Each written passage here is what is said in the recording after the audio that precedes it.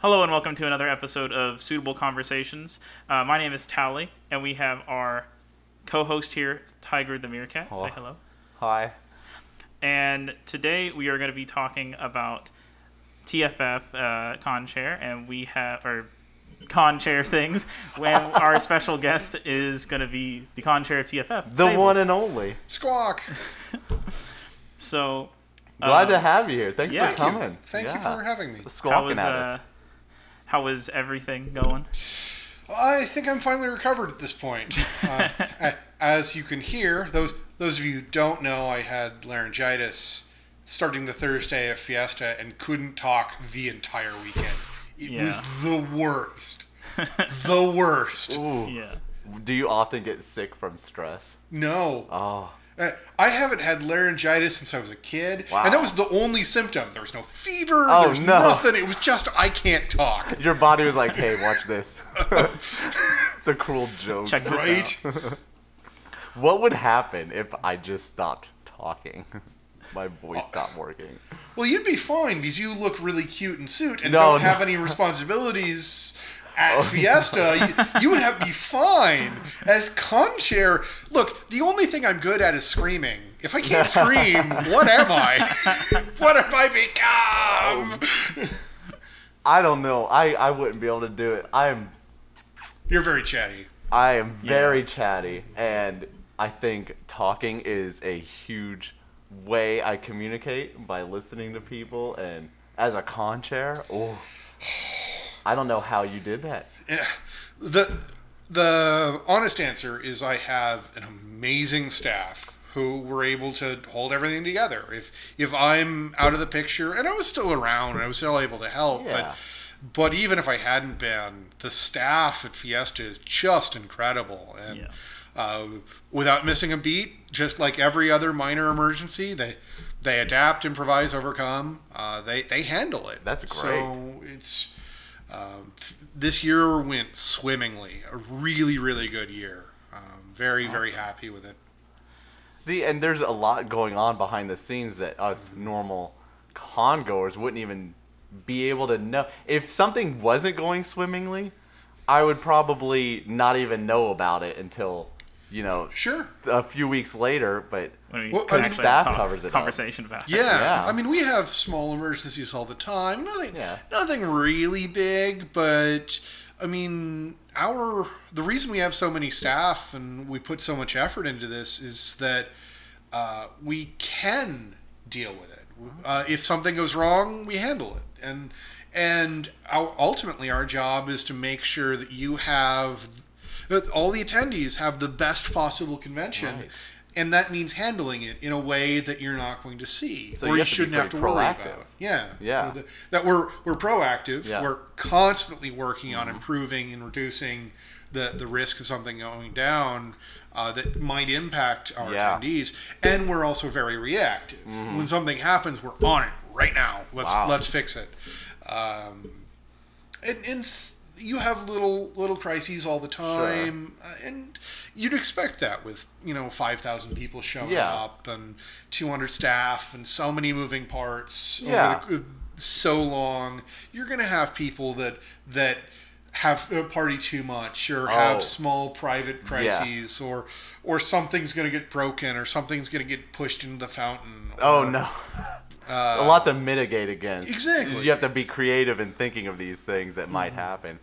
And my philosophy as a con chair is all about improvement. I don't expect or demand perfection. Sure. What I want is anytime something goes wrong, we learn, we grow, and we move forward. Okay. So even if it does happen again, the effects will be diminished next time, or we can prevent it from happening again, or we can adapt in a similar situation. Yeah. All I care about is improvement. And Fiesta is a really good convention, so we don't have any flaming dumpster fires that require radical rebuilds or brand new solutions. The incremental approach has been very successful for us, simply because we're now at a point where things go very well. We've got enough institutionalized knowledge. We've got staff that know what they're doing and can train others on it. I'm very proud of Fiesta. Yeah. And it shows because it runs so well. Yeah. I'm just the idiot with a hat.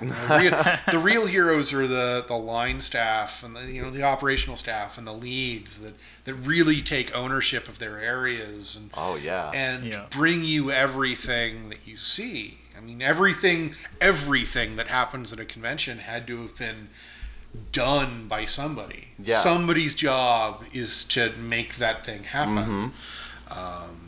It's a lot of work, but I think it pays off very well. And it shows, because I know I go on about this every podcast, but it's my favorite, and I can't imagine how many staffers it takes. How many people are on the staff? We have about 200 staff. Wow. That is a lot. Most of those are operational staff that they have very narrow jobs that they do very well. You've got leads that are over various areas.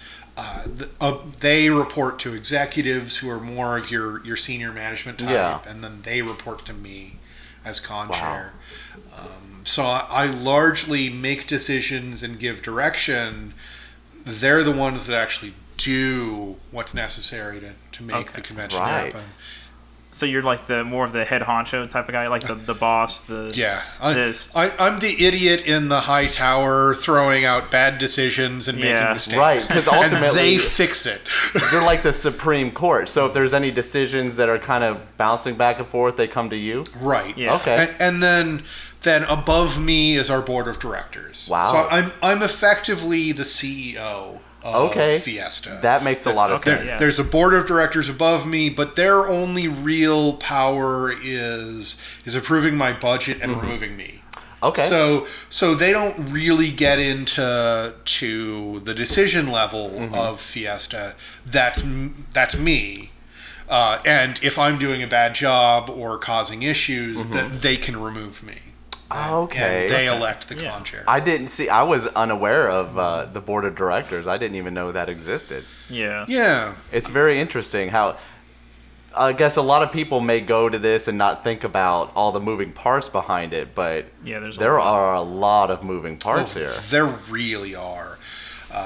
As I said, we've got 200 staff. We've got 50 leads. That's 50 departments. And there are going to be things that you don't ever think about. You think about the big ones: security, reg, AV. But there's also HR. There's writing track. There's hotel and logistics and tabletop gaming and video gaming, and you've got media and public relations, and you just go down this list of tiny departments that are they're working away in the background. Not all the staff actually work at the convention. Some of them are just year-round staff that when the convention happens, their job is done already, so they get to enjoy it. Wow. Okay. Yeah. So would you say that there's like a schedule for people that work? Like yes. So like out of the year, because obviously it doesn't just pop up overnight. You would say, like, how is the schedule like? Is it just a couple months before? Or? So we have an 18-month planning cycle. Okay. Which means, if you're doing the math, that we start halfway through one cycle planning for the next cycle. And that makes sense when you get and watch closing ceremonies, and we already have GOH's selected. We've got a theme. We know what our next venue is. All of that needs to be done the previous year. So we've got about an 18-month planning cycle. A lot of that 18 to 12 month out is light or limited in focus. After a convention happens, like we just had Fiesta, right now we're going through lessons learned. We gather all that feedback from the scripts and from any feedback that's given to us through social media. We have a meeting afterwards with our staff just to get together, talk about what went down, what issues we had, how to improve. We gather all of that feedback, and then at the highest levels of the convention, we go through it all and go, well, this happened. How do we improve? This happened. How do we stop that from happening again? That's immediately after the convention what happens.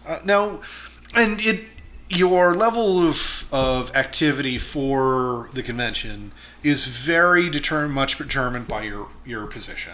Okay. Because a lot of like the operational staff, their job largely is on site for the most of them. Right. So some of them have year-round jobs. Many of it is just a couple months before they might start spending up and paying attention again, and then they work at con. But the con cycle itself, after we've gathered all sorts of information, we then start budget planning. All the leads need to submit budgets, and we talk about the money because the hard part. We don't have as much as we'd like. I mean, we don't have a corporate sponsor. We're not subsidized by Coke or Pepsi. Right. What we do, all of our operating capital comes from registration. So that all of those dollars have to go into running the next year, and none of us take a paycheck. So all of that money goes right back. Right, into and the event. that might be, I don't know if anybody has that misconception, but yeah, no one gets paid. I get paid nothing. Yeah, in fact, I pay money because I upgrade to super sponsor. I put my own money in it occasionally, and it's not a lot, but it's some because I really believe in Fiesta. And budget is a messy season because we have a basis from the previous year. We know what we spent. We know how well that went, but sometimes we've got to make hard choices that our request is X and our budget is Y, and so we got to make cuts, and sometimes that's very sad. It's all about stretching that dollar to give you the best possible convention possible. After budget season is done, it's largely on the departments to plan their department. How are we going to do X? What are we going to do? How are we going to do it? Who's going to do it? What's your schedule like? And all of those details need to get decided. And different departments have different rhythms, but the general gist is after budget seasons are done, it's the hard and heavy planning. And that goes on for a good 8-ish months, depending on the year.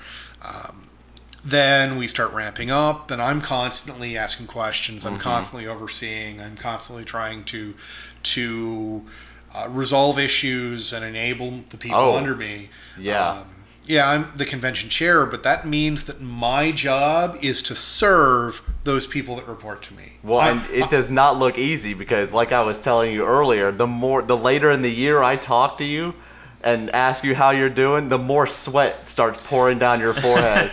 Yeah, I'm okay. I can hang in there. You go from, yeah, I'm doing well, to, okay, I'm hanging in there, to, oh my God, please help me. Help. And honestly, that's how it should be. The more stress, the more work I can do, the less the rest of my staff has to do. Okay. That I'm here, as I said, to serve those that report to me. I'm a resource. I'm who they turn to. My job is to enable them to do the real work. And be encouraging. And to remove any obstacles in their way. And there's plenty of planning, there's plenty of decisions that need to be made. And, as I said, 6 months out, we're already starting to spin up things like GOH selection and theme selection. Those have to be becoming more easy to do, more of a process that's kind of sped up. And then for us at the convention, our convention starts Wednesday. And that's everything from final planning and operational work that's off-site to getting all of the stuff to site. I mean, Fiesta lives in a storage unit most of the year. We got to get it all to the venue.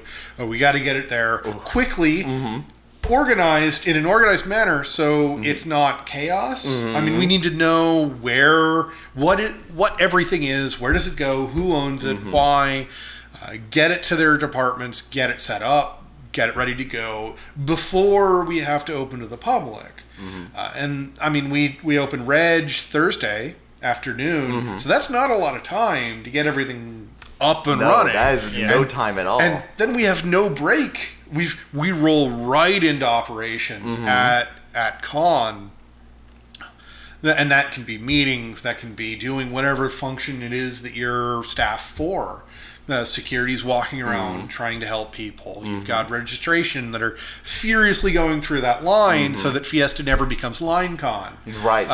We've got everything going on, and then the reverse is true at the other side of the convention.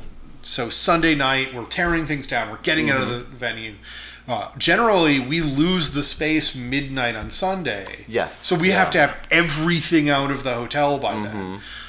Which is why, we close Headless Lounge sooner than I'd like, but we leave it open as long as possible before we have to literally grab the stuff and throw it in a truck and get it out. Right. Well, it's kind of like literally having a hotel room. When checkout is noon on Monday, you got to be out of there at noon, or they're going to charge you. Exactly. Yeah. And that charge is more expensive than a hotel room. I can't imagine. Maybe a couple dollars. And once it's out of the hotel, you've got to get it to the storage unit and put it back in the storage unit. And keep it organized and keep it from tearing up. And it's tripled in size. Oh man! So logistically, that sounds like a nightmare. Right. It's a lot of work, but it means that we throw on an absolutely incredible event. And you can see all these smiles walking by. That's my reward. Yeah. Well, this has been your second year, correct? This is my second year as con-chair. So, do you have any long-term goals that you have set? As I mentioned, my goals tend to be incremental improvement. Okay. That I'm always looking for ways to improve. And sometimes that's me looking for big new ideas. I never came into Conchair saying, in 5 years, Fiesta will look like this. Yes, yeah. And my vision must be cleaved to in, ironclad. You're not a mover and a shaker. I didn't want to demand that because I'm not as smart as the rest of my staff put together. I'm just not. Yeah. So I'm always looking for new ideas. For example, one of my favorite ones was Shiva, our dealer's lead, came to me and said, "Hey, I encountered this group that does laser tag at anime conventions and things. Okay. They might be interested in bringing it to us." And I went, yes. and that was never something I had thought about before. But the moment it was brought up to me, I went, "Can we do this? Do we have the space? Yeah, we can find it here. How much it'll cost? We can swing that." Wow. And we became the first furry convention to have laser tag, and we've had it 2 years in a row. And going forward, it looks favorable. Yeah, so of course. It was a lot of fun, and that was me taking an idea that brought to me by a staff member and going, let's actually do this. Let's make this happen. What is it going to take? And because of that, we have something new and great. So I never wanted to rely solely on my own ideas. I'm always on the lookout for ideas. I am ravenous for ideas, and not all of them work. A lot of them will run into logistical issues. Either we don't have the space or money, or it'll cause too many issues, or some conflict. So when I get a success story like that, I'm always super excited, and I'm always looking for big ideas that we can bring in. That's great. It sounds like you're all ears. That's like a lot of what a con chair is. Yeah, I'm a combination of a listening post and a communications tower. Yeah, I listen for things, and then when that information needs to get to somebody, I get it to that someone. Wow, that's cool. Yeah. So we had asked some people on Twitter if they had questions. Good. We got some questions for you. Yeah, got a couple. I'll try to keep the maniacal laughter to a minimum. So, Autumn, I don't think I had their full @ here, but I'll put it in there. Autumn asked, how do you determine the cost of registration? So, it's a combination of things. But to make it simple, the two things that we're looking at for registration is how much do we need to run? When things, we just did a registration increase for general attendance. Yeah. And that went from 50 to 60 pre-reg. The reason we did that was twofold. First, our budget was getting really tight. We had to cut more and more things that we didn't want to cut. Like we had to cut making soap. That it was too expensive because it doesn't scale well. Like when we were a 500-person convention, it was easy to make 500 bars of soap. Though they didn't expect that many.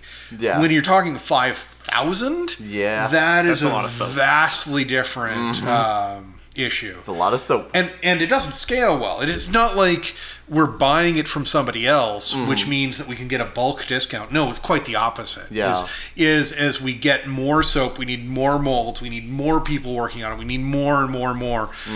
So it was getting more expensive each year. And it was also a huge manpower issue. I mean, we were getting together, an entire weekend of doing nothing but making soap, and it was...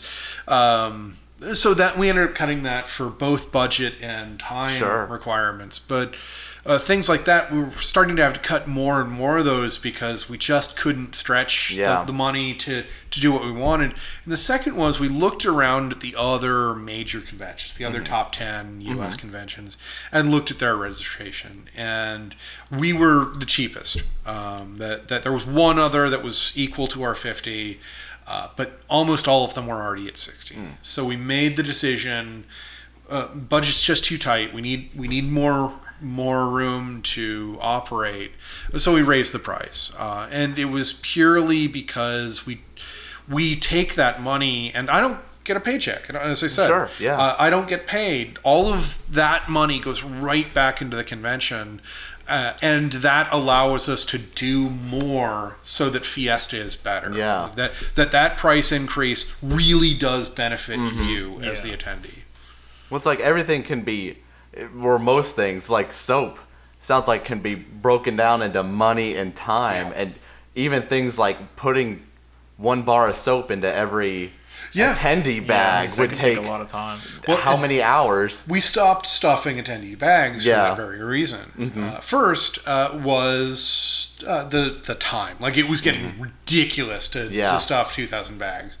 And that you can't do it before you get to site because if you do, you have to transport it, and that's a lot more transportation because it's now larger. And you've got to make sure that it gets there safely. So you've got to do it on site, which takes a lot of time, you've got a couple hours to stuff all this stuff. That was a lot of effort. And I mean, 30% of our attendees didn't want that stuff anyway. And you can't not give them a bag if you already have them stuffed. Which is why we moved to putting on the table next to registration. So if you want it, take it. If you don't, leave it. That'll let us cut our costs in supplies, so we could then take that money and put it into something else, like laser tag or those other things that we've tried to bring in. And one of the things about budgeting that's always tough to understand from the outside is that things don't scale necessarily the way you think they are. That when you're living your day-to-day life, you think that if I start buying in bulk, I'll get cheaper prices. Oh, definitely. But the reverse is true for certain things. Oh, wow. That some things scale the other way. That, like, the more you try to do, the more expensive each item is.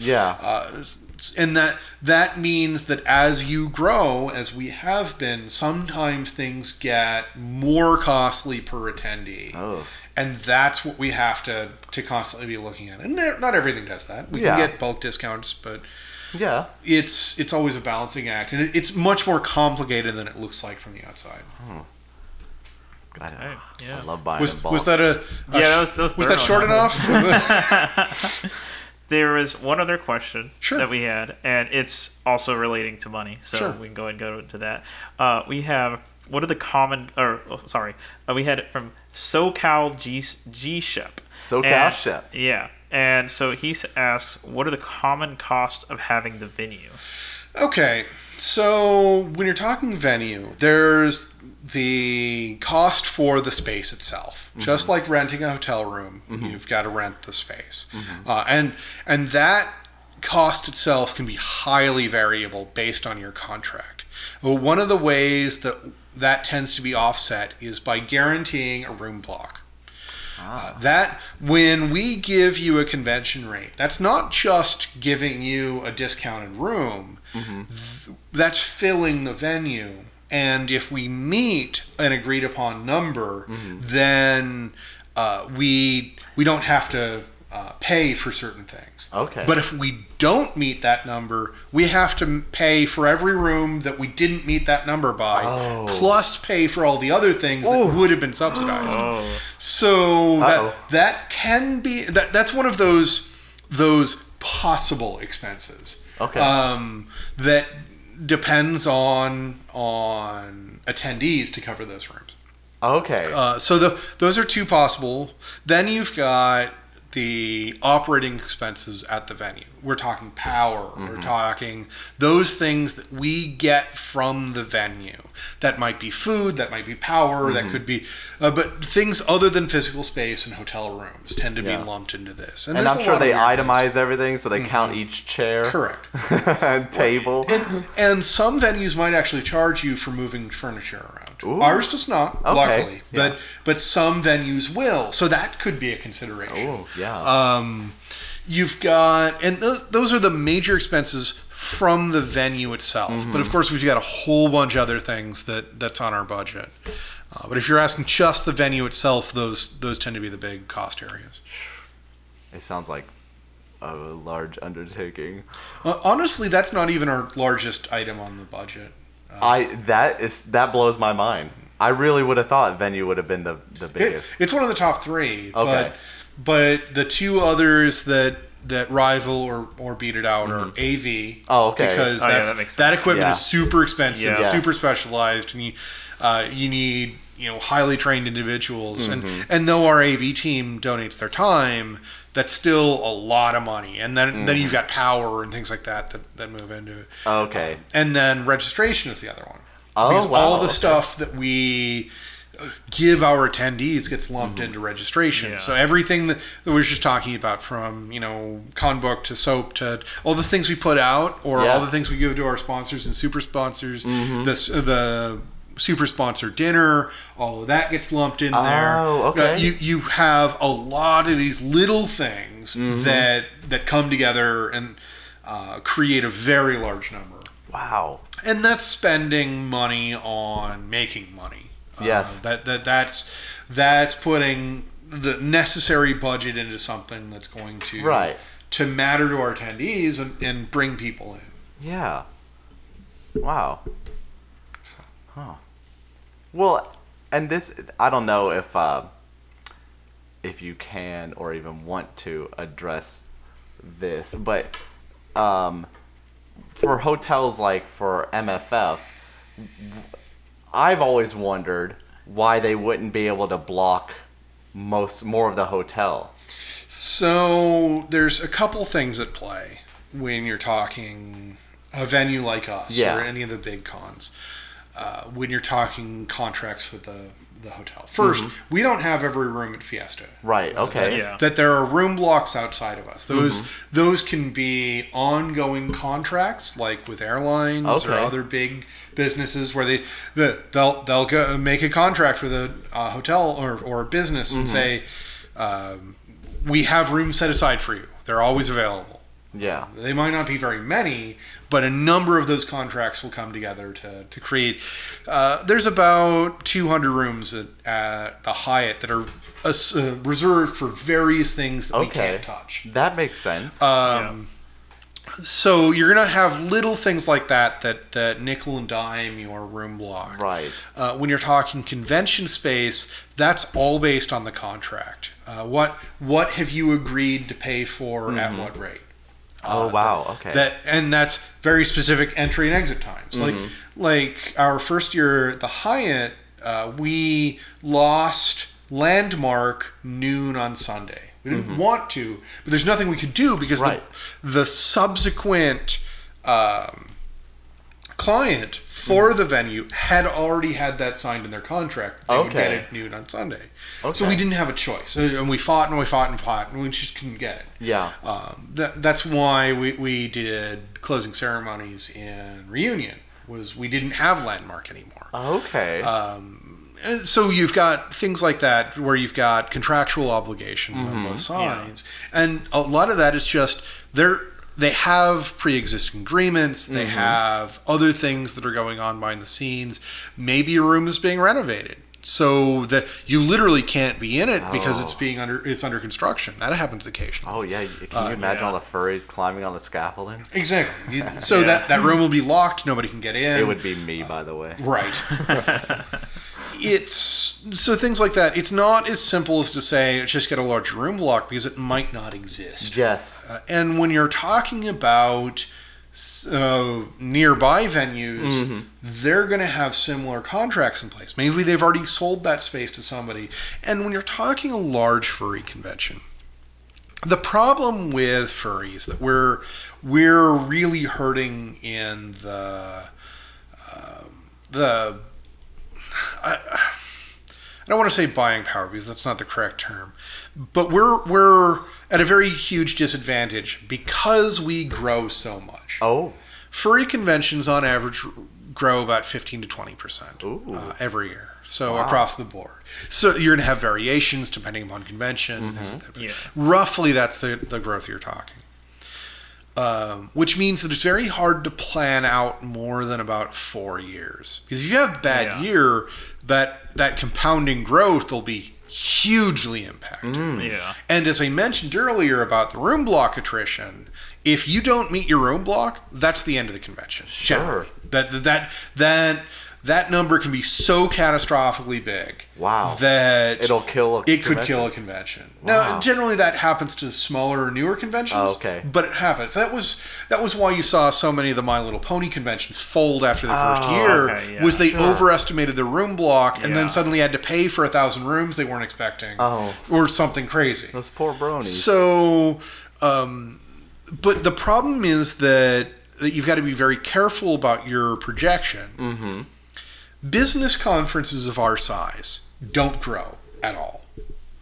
Maybe they have less than 1% growth. Like they don't have huge growth concerns to work with, which means they are much more free to plan more time in the future.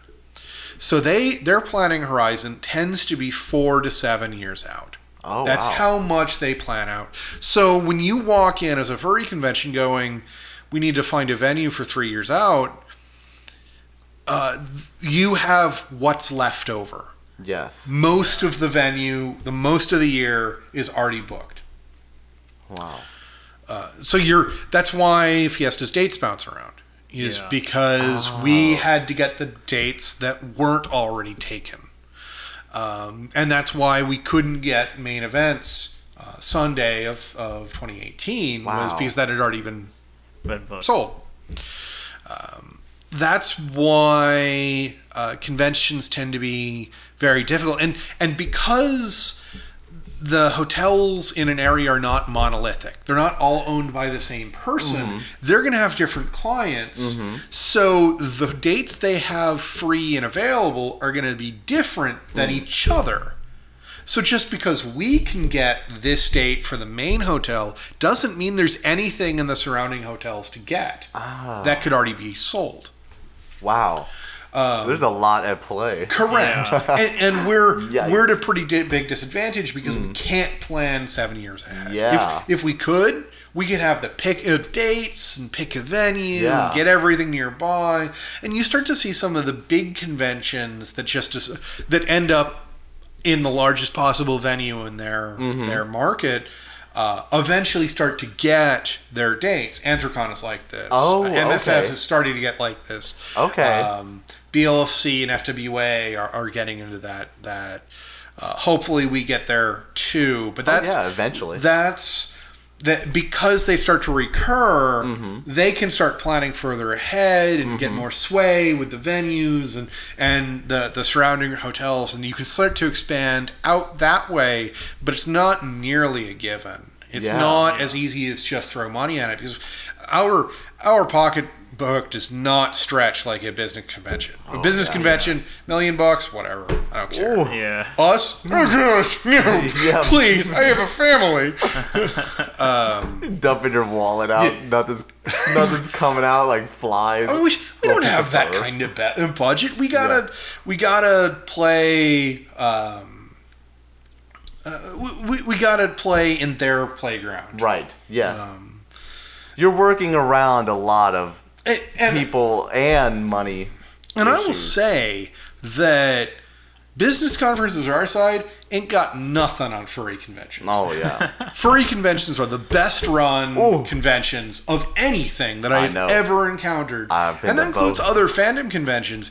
We don't play. We've got some serious convention running skills. And our budget stretches further than anything else. I mean, If you went up to a big business convention of 5,000 people and told them to operate on our budget, they'd laugh at you. Like, they wouldn't even consider that possible, much less desirable. And we pull off a much better show. And you do it creatively. Exactly. Yeah. That it's a lot of hard work to stretch that money. Because in the grand scheme of things, it's not much. 18 months. 18 months of 18 months of planning. Ooh. I don't even know what I'm going to be doing in 18 months. Right? I hope eating. Yeah, hopefully. Food is good. Yes. Oh, man, that's another thing at conventions. How do y'all ensure the health of the staff, like that they're eating and sleeping so everything's tough. Now, I've been pushing very hard to increase our staffing level. We're, as I said, 200 staff members at this point. The part of the goal of that is to get more capable individuals, but it's also to reduce the burden on existing staff, because I don't want my operational staff having to work 16-hour days the entire convention, losing their entire convention, and just running themselves to the bone, no sleep, no food. That's not right. I want to get more staff, and many departments are like this, where you have reasonable shifts. Maybe you work 8 hours a day or whatever. That allows you to have time off to eat, to sleep, to socialize, so you don't lose your convention. I want to make sure that every one of my staff members has the opportunity to enjoy Fiesta, not just suffer it. Well, along those lines, I guess, if anybody's curious out there, how would they go about showing interest in staffing? The easiest way is to go to our website, furryfiesta.org, and there is a banner at the top, Assist, how to join staff. Oh, cool. It's a fairly simple application, a bunch of questions in there just to try to gauge. One of the problems that I run into a lot with people that are sort of interested in staffing, but the number one thing I hear from them is, but I don't have any skills. But that's not that's me. That's not true. I mean, we're talking about people that are capable of understanding complex machinery, able to understand language, these are things we take for granted. But the ability to process complex vibrations of air into coherent speech that has assigned meaning, that is a fairly impressive cognitive jump. That takes a lot of brain power, and everybody's able to do it without thinking about it. That you're able to comprehend speech, you're able to process information around you, you're able to plan ahead, you're able to do far more than you think you are. Absolutely incredible feats of intellect that we assign as barely able to function. That people don't give themselves nearly enough credit, and then you can always learn. So the first part of my answer to but I don't have any skills is you have a bunch you don't know about. The ability to operate computers or able to stand somewhere and not do anything. That's me.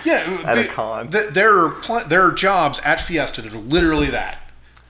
Just watch this room. Watch the room. Watch out for hyenas. Yeah, exactly. Make sure they're not terrorizing the meerkats. So part of our HR process is to help you find somewhere that A, you want to be, and B, have skills that you didn't know you had. Yeah. That there's plenty that you are capable of doing, and plenty you are capable of learning. Because it's not like anybody that we hire knows how our registration process works. That's all training. That's something that we can train you on doing. And it's not that hard. It's just learning to do it.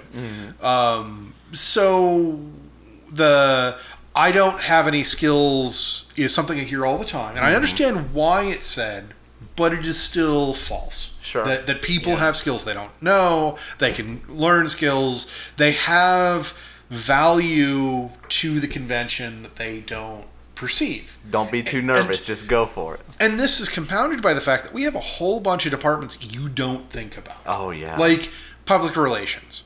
Yeah. Is a department. There's somebody out there whose job it is to do that. They're probably watching you right now. Right. Well, that's different than our social media team. Oh, okay. So public relations is more about shaping how non-furries see us. Okay. So we're talking about reaching out to other venues and things like the restaurants around the hotel. Hey, you've got a bunch of locusts showing up. Maybe you need to stock up. Yeah. That sort of thing happens. Then you've got our social media team, which are constantly engaging and gathering information. You've got tiny little departments like logistics and hotel, which work with the venue and plan and try to make things happen. And media and as I said, we've got 50 departments. The chances that you are not capable of doing anything in any one of those departments is very small. Okay. We constantly have a need for staff. Now, there are times when people are not the right fit for whatever reason. Sure. But we'll work with you to try to find a place that is functional and capable, and that you'll be happy in. Okay. Wow. That there are so many opportunities with staff, and as I said, we try very hard not to cost you your convention. We want to make sure that your convention is happy and fun for you too. Well, do you find that maybe the smaller conventions, the staff have maybe the smaller ones are harder to control that with? Certainly. When you're a smaller convention, you have smaller pool of talent that's willing to assist, which means that there's going to be more pressure, there's going to be more demands on your time. That now that we're larger, we have a luxury of doing that. Where, I mean, Fiesta started as a handful of people. Right. I mean, the entire staff could fit in a single living room. Wow. And what year was that? That was 2009. Okay. 2009 was the first year at Fiesta. And I wasn't staff for the first 4 years. Sure. I was just an attendee. But and you started out as head of security? You said? Yes. My first staff position was head of security. Oh, wow. Which was...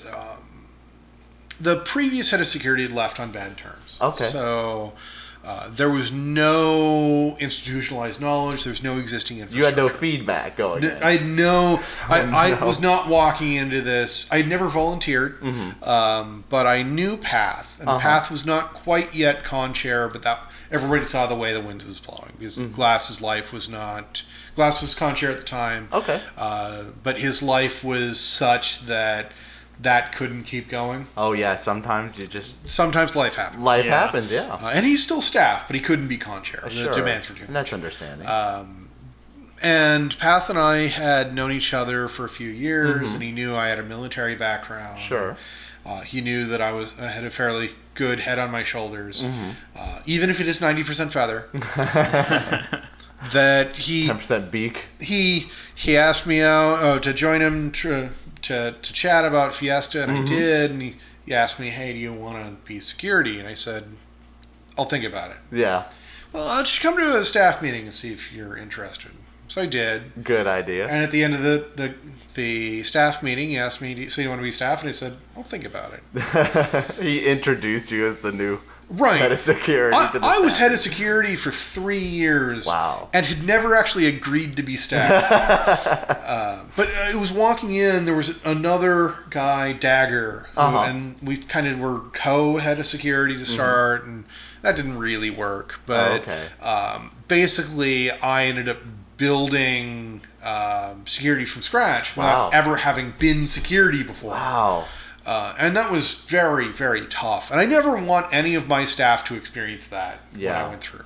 And we're at the point where generally it's not necessary. Yeah.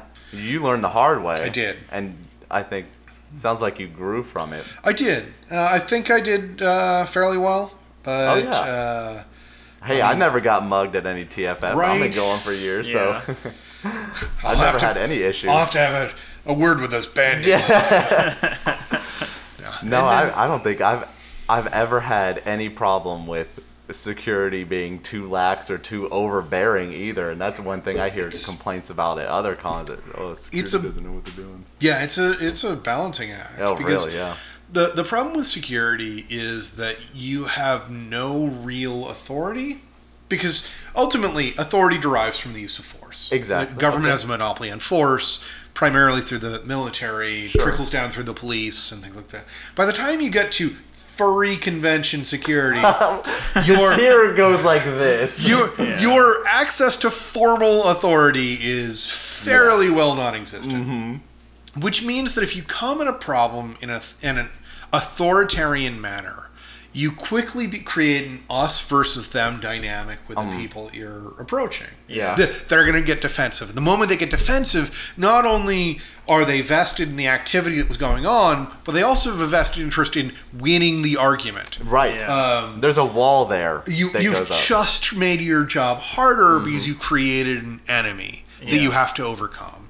So if security acts in an authoritarian manner, you've lost. You've already lost. And you have to be even harder, which creates the dynamic we've seen at some other conventions, primarily non-furry conventions, where security are just jerks because they have to. Yeah. That's the only way they can moderate your behavior. You're getting into psychology there, too, when it comes to putting people in charge, Stanford prison experiment, blah, blah, blah. Exactly. Yeah. So when I was head of security, and this has continued since Pestilence took over, who's been very good at head of security, is you want to moderate someone's actions through creating a sense of camaraderie, through establishing common goals and common bond. Hey, instead of going, hey, don't do that. Hey, could you not do that? Or, hey, you did that right in front of the head of security. Could you not? We're all trying to have fun here, but... Exactly. And that's the role of security, is to make sure that everybody has fun, including the person they're talking to. Because if you end up in the hospital, how much fun are you having? Yeah, not that much fun. Depends what you're in the hospital for. Right. Well, if you're in the hospital regardless, things have gone wrong. Yeah. I've been to the hospital. Right? Bad time. Even if you choose voluntarily to go there, you're having a bad day. Yeah. Excluding all you amazing nurses and doctors out there. Even then, if you're an amazing doctor or nurse, wouldn't it be better if you didn't have to be an amazing doctor or nurse? So security's job is to make sure to moderate your activities a little bit so that you can enjoy your convention, and the people around you can as well. Okay. So is there anything, speaking of enjoying the convention, I've always wondered, are there little things that con-goers can do that would make it easier on the staff, other than following the rules and things like that? But I'll tell you the big one that jumps to mind is 621. Sure. 6 hours of sleep, 2 actual meals, and a shower. Right. If all of our attendees did that every day, they would have a lot more fun. Okay. There wouldn't be nearly as much illness. And they'll remember better. They'll experience better. You'll have a better convention, even though it feels like you're taking more time away from it. Okay. Because you're going to remember it better, and you're going to be happier afterwards. And it just makes things easier on the staff to work with. Correct. You. Okay. That shower is not optional. Yeah. And I should know, I'm the authority on not showering. Even meerkats shower at conventions. Remember that. I took many showers at this TFF, so even if I'm saying that, right, that should tell you something. Yeah. Febreze is not a shower. Okay, I took one actual shower. No, I'm kidding. I actually, nothing feels better when you get out of a suit than taking a nice shower. It's really nice. And it's like 2 minutes, and you're right, it really helps prevent con crud and giving con crud to others. Yeah. Wash your hands. Yeah. Just treat yourself a little bit better, because that will not only improve your convention, it will improve the convention for everyone you encounter. Yeah. Yeah. Emergency. That helps too. Emergency's pretty good. Emergency. Yes, Take vitamin C. I mean, the research is out on whether it actually prevents illness, but something. Or vitamin C in general. Mm-hmm. Drink your OJ. Don't spill it everywhere. I'm not sure if you can talk about this. Sure. But so a lot of times, this goes on with like the whole health thing. A lot of times when we see ambulances show up, a lot of people just assume the worst of things. Mm-hmm. Is it always not the worst of things, I guess? I don't know how exactly to say that. I won't get into... Is it a lot of bad decisions? Sometimes. Okay. Be good.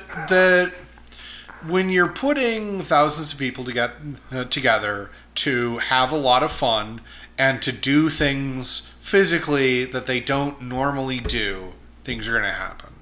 That health problems happen, overindulgence happens. You have things like that they're going to happen. So we have... We try to mitigate it as much as possible, but ultimately, sometimes it's just health issues. There's nothing anybody could have done to prevent it. Yeah. Sometimes it is, but sometimes people have to take responsibility for their own actions. Mm-hmm. It's we can only help so much. As I said, we don't have the staff to give everybody a bodyguard. Yeah. To protect them from Right. themselves. Do you have the staff to give me one? I could use one. We tried, but it was a hyena and he ran away. I remember that. Hyena bodyguards are the worst. Yeah, they really are. Missing a finger because of them. Yeah. You're down to 3 now. I'm down. No, 4. So we are closing in on about an hour now. So we've been pretty good. I had one more question, and then if you wanted to talk about anything else, we still could. Was there anything you wanted to talk about too?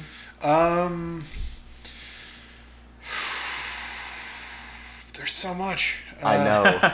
Like, was there anything you're driving here and you're like, oh, I'd like to get the word out on that? No, I just I'm more zen than that. Yeah. Oh, yeah. I'll just squawk until somebody tells me See, to and that's stop. why you're a good con chair. You probably have the ability to meditate and not let things tear into you until you're having a panic attack. I scream, therefore I am.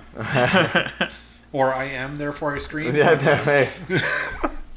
maybe both. Is that what you meditate on? Yeah, right. You sit down in the middle of the living room, light a candle. Oh, there is 2. Sorry. Yeah. Okay.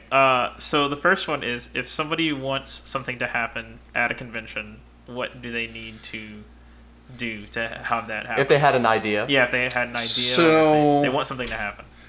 The first thing I'm obviously going to say is volunteer. Okay. Volunteer your time. That's the most likely way for something to happen, because somebody needs to do that thing. Yeah. It's not always possible. So that answer can be a little dismissive, especially for somebody who has a great idea but can't execute it for whatever reason. Yeah. So that's the first part of the answer, but it's not the whole answer that you'll always hear, that you'll often hear. Okay. If you can volunteer, try to join staff, because we need people to do things that are cool. The next step is reach out to us through social media. We've got Twitter account. We've got a few others. You can find those on our website. We also have a contact form on our website, so you can submit feedback that way. And that's both good and bad. Hey, I had this idea. Have you considered this? Maybe look into that. Those are always options. Just know that your cool idea might be amazing, but as we talked about earlier, we don't always have the resources to engage, and that's time, space, and money, and manpower, and all the possible resources, not just money. We might not find it feasible. We might not have somebody do it. We might not be able to afford it. We might not have space for it. But we're always looking for those new ideas. How can we make Fiesta better? And right after closing ceremonies every year, we have a feedback panel where you can go and provide feedback. We've got the guidebook, our app, has various feedback options. You can do surveys there. You can submit feedback through that too. So we've got plenty of venues for you to provide us these ideas. And then beyond that, I would suggest writing it on large piles of money and mailing it to me. That's probably the best American way. money, please. Yeah, preferably. Not like Brazilian. Look, what do they use in Brazil? Brazilian dollars? So, I mean, I would just take that and fly down to Brazilian Fur Fest. I hear amazing things about that convention. I know. I would love to go to that con. I've heard really good things about that. I keep hearing about cons all over the world I want to go to, and it's killing me. There's a new one in Argentina. There's, so many cool conventions out there. Oh, man. We'll go one day. One day. You and I will go together. Be my flying buddy. Right. My flying griffin. You'll be my seeing eye dog. Wait. You're saying you'll be my seeing eye griffin, right? Because the other way around, we're going to have a problem. Also, I'm a nervous flyer, so you give me one of those wings, I'll just squeeze it. I'm over here scared. There's something on the wing. You're just screaming. Ah! Doing your griffin thing. Yeah, that's my normal activity. You idle at screaming. Yeah. It's my purr. They're trying to take off and you're just squawk. Their flight attendants are passive aggressively on the intercom going, "Ladies and gentlemen, if you have the urge to squawk, we're going to have to ask you to tone it down." So they're just plying me with food and liquor to get me to shut up. Oh, furries on planes.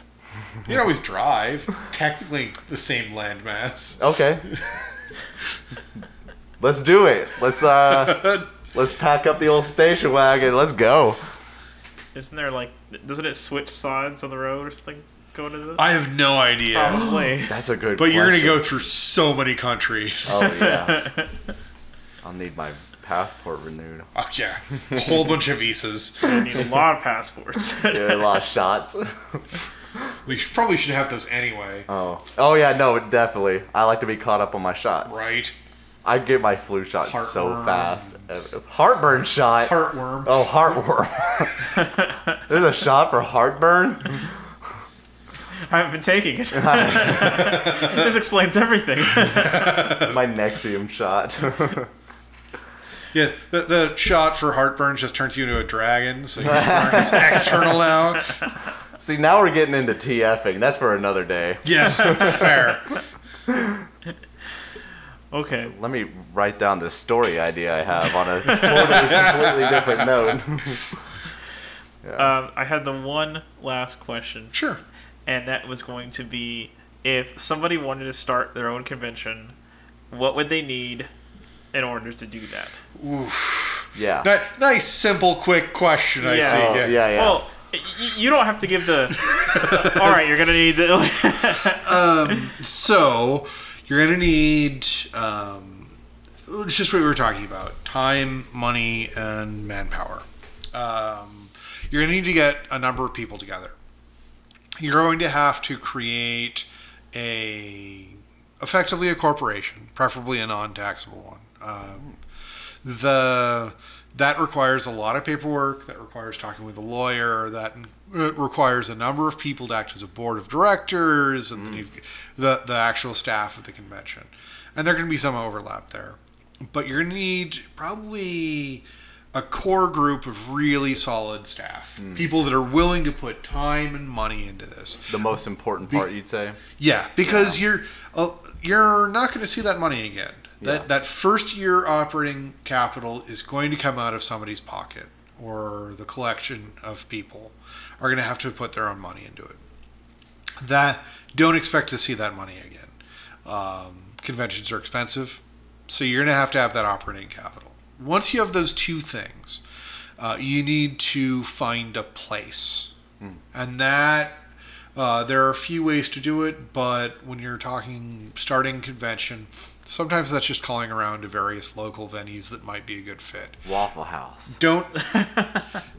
You're also going to do, at the same time, you can try to gauge interest. How many people can you figure out are going to show up? You got to get the idea. You got to be very careful, because it can be very deceptive. And it's hard, especially when you've never done this before, how many people are actually going to show up.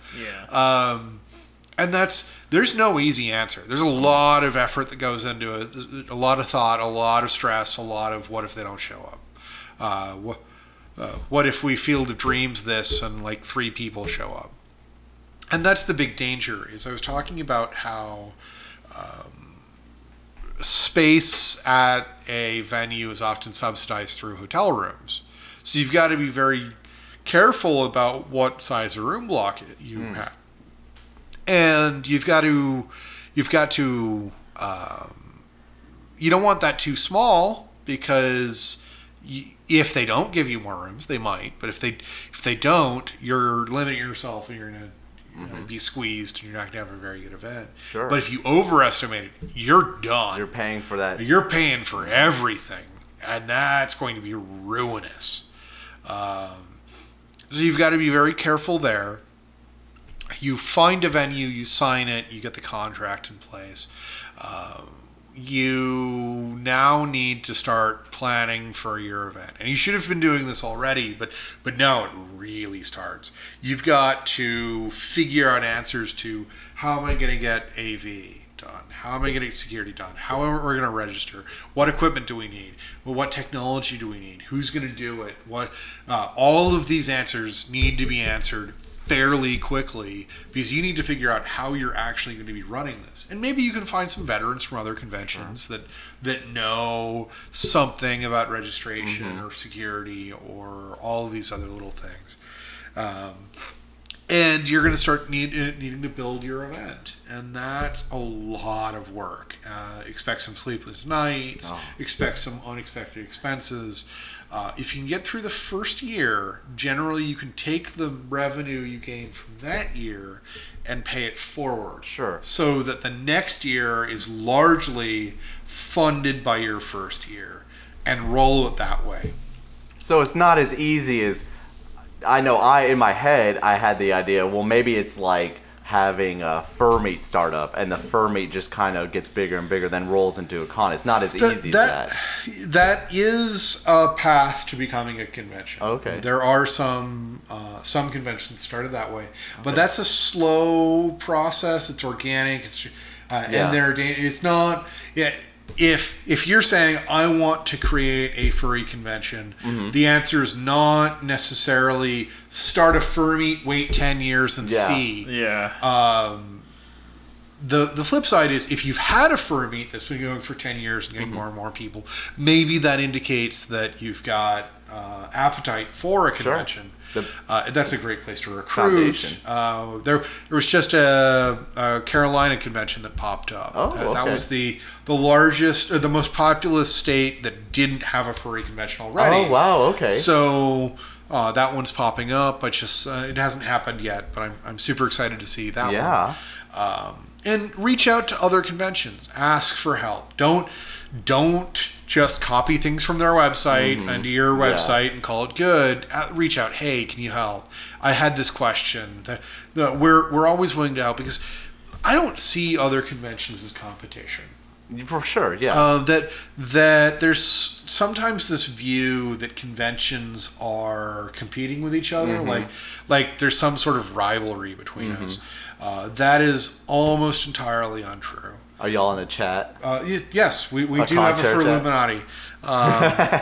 But, I mean, we've got some informal trade organizations. There's certain things we don't talk about, like pricing and bans and things like that for legal reasons. But there's an organization out there of basically a trade association of furry convention runners. Wow. And so other conventions are always willing to help out. They're willing to provide guidance and suggestions and feedback, and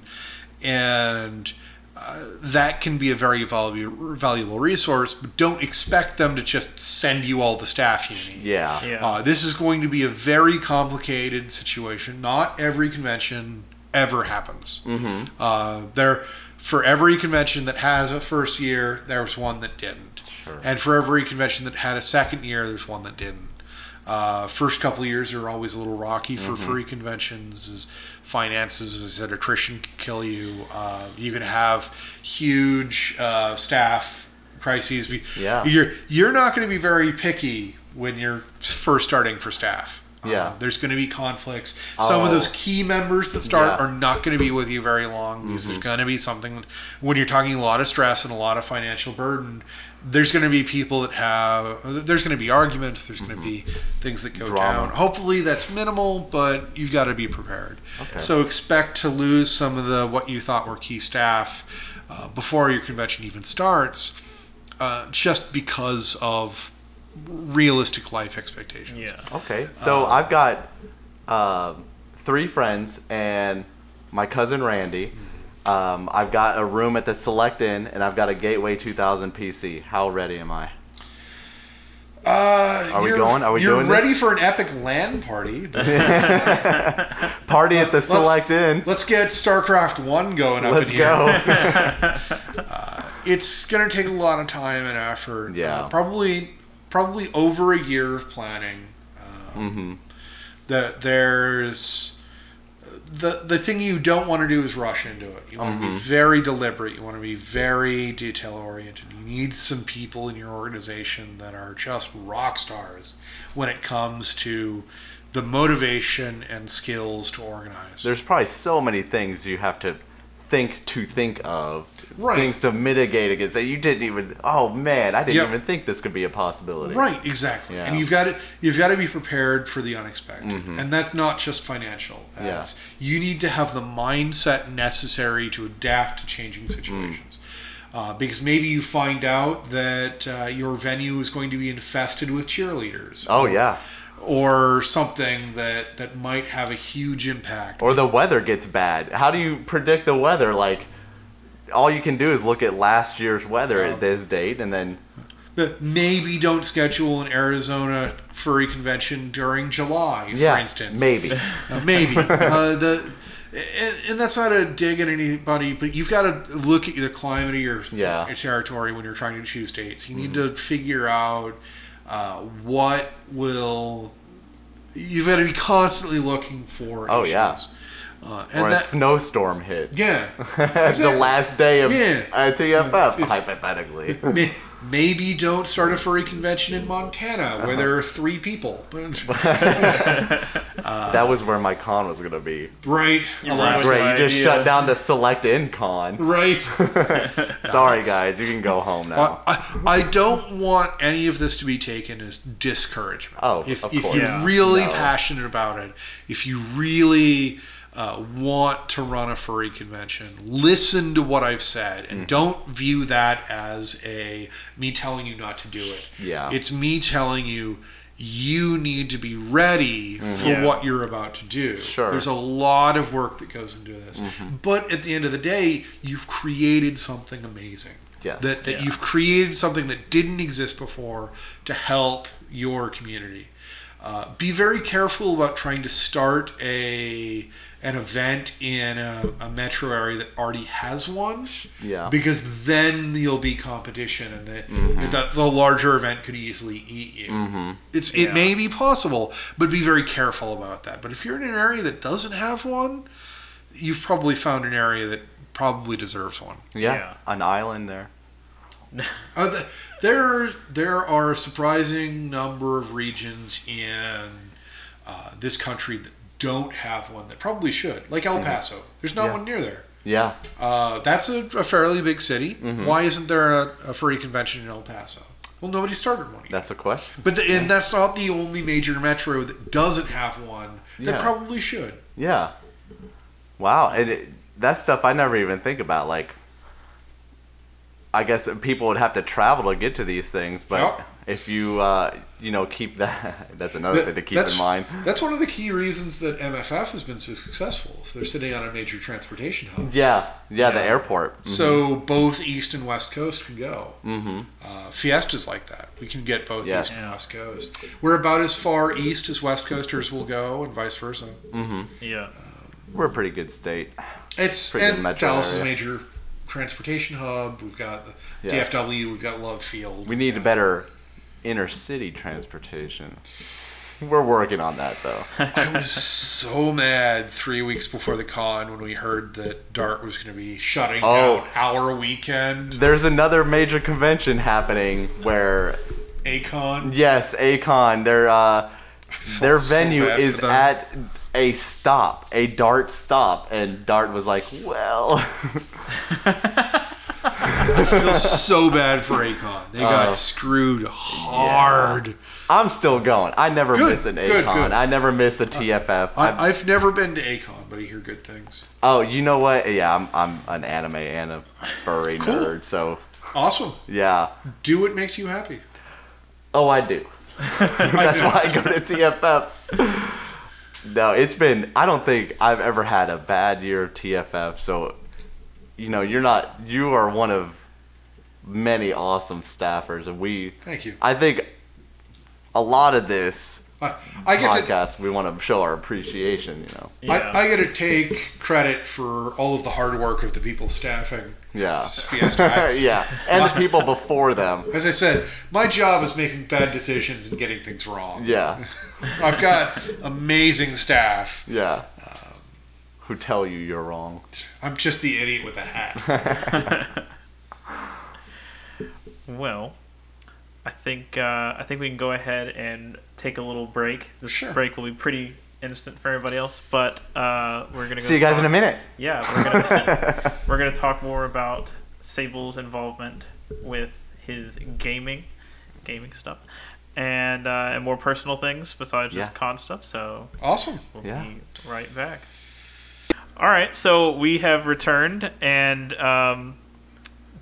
this is new. You're seeing this. I'm seeing this for like the first time. I will be seeing this for the first time once my head is off. It's really good. I really enjoy it. How do you explain yourself now? How do you explain yourself, huh? Right. You're supposed to be like Sable Gryphon. Yeah.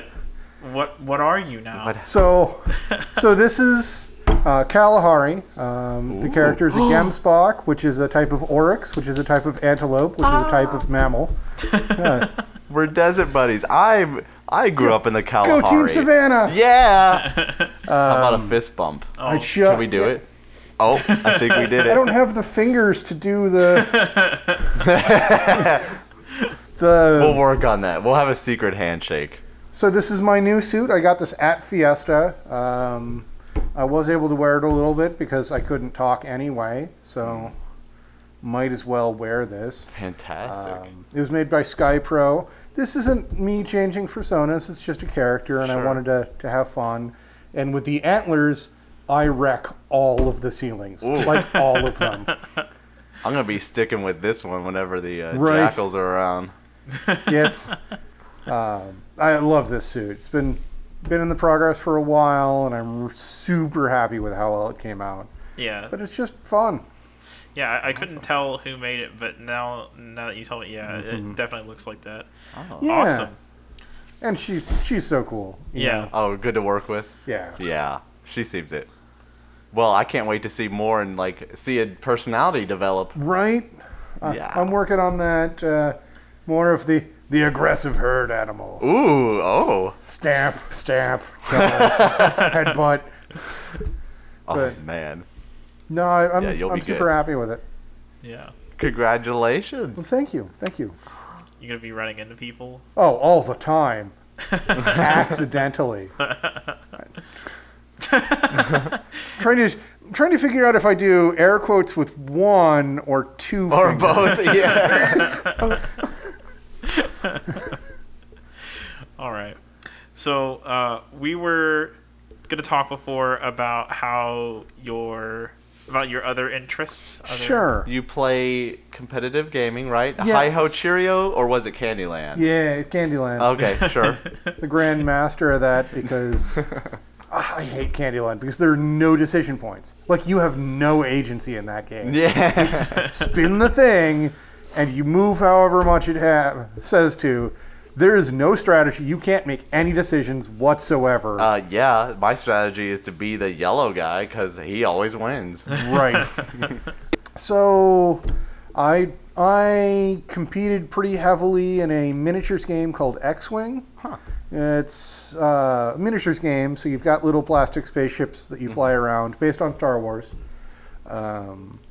Between 2 and 8 ships for both sides. Very complex strategy, but it's not too hard to pick up. It's one of those easy to learn, difficult to master types of games that tend to do so well. Where'd you learn how to play it? Somebody bring it over one day? I learned from a local fur named Stargazer. Sure. He